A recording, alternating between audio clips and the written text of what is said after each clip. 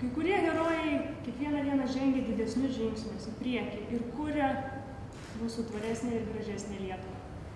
Mes turime žmogų, kuris pakankamai aukštai 2002 metais iškėlė Lietuvos vėliavą. Iškėlė Lietuvos vėliavą pasaulyje už tai, ką darė, ką įgyvendino ir ką iki šios dienos daro.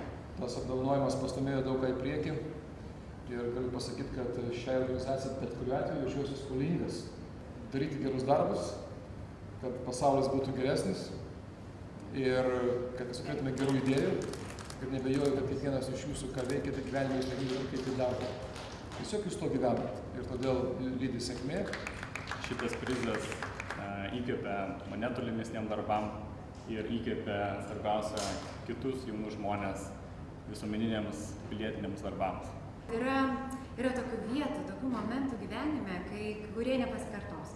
Ir jeigu atsiranda kažkokia galimybė, reikia būtinai eiti jums abiem rankom ir dirbti. Nes mes galim kurti, nes kiti žmonės jauni tokių galimybių neturi. Todėl darom.